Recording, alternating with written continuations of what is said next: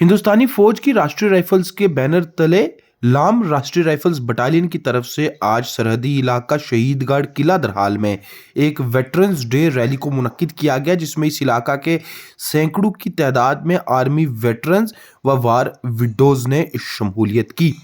इस मौका पर शहीदगढ़ वार मेमोरियल पर सभी शहीदों को खैराज अकीदत भी पेश की गई, जिसके बाद अलग अलग सरकारी महकमों की तरफ से वहां मौजूद आर्मी वेटरन्स को सरकारी स्कीम्स के बारे में जागरूकता दी गई और इसके अलावा फौज की तरफ से अलग अलग तरह के स्टॉल्स भी लगाए गए थे, जिसका मकसद आर्मी वेटरन्स व वार विडोज को फौज की तरफ से मुहैया करवाई जाने वाली सहूलियात को उनके घर तक पहुंचाने का था। इस मौका पर मकामी तुलबा की तरफ से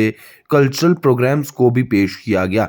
दूसरी ओर फौज की तरफ से वहां मौजूद सभी आर्मी वेटरन्स व वार विडोज को यह यकीन दहानी करवाई गई कि हिंदुस्तानी फौज हमेशा उनके साथ खड़ी है व उनकी हर एक परेशानी का अजाला करने के मकसद से हर एक जरूरी कदम उठाया जाएगा। इस मौका पर फौज की लाम राष्ट्रीय राइफल्स बटालियन के कमांडिंग ऑफिसर के अलावा फौज के दीगर आला ऑफिसरान व साथ ही साथ सिविल इंतजामिया व पुलिस के आला ऑफिसरान व इस इलाका के सिविल सोसाइटी मेंबरान भी मौजूद थे। खरीदना है वो हमारे पास अप्लाई कर सकता है और उसके लिए जो डॉक्यूमेंटेशन है वो ऑलरेडी बताई भी हुई है। लोग फिर भी आपको जैसे मैंने बताया हर पंचायत लेवल पे वो आपको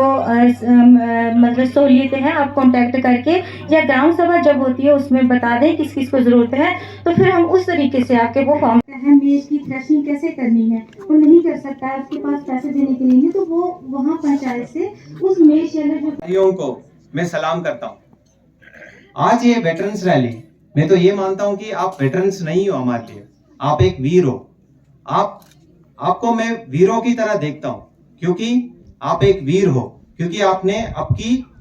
प्राइम टाइम, आपका जो जिंदगी का वो काल इस देश के लिए दिया है,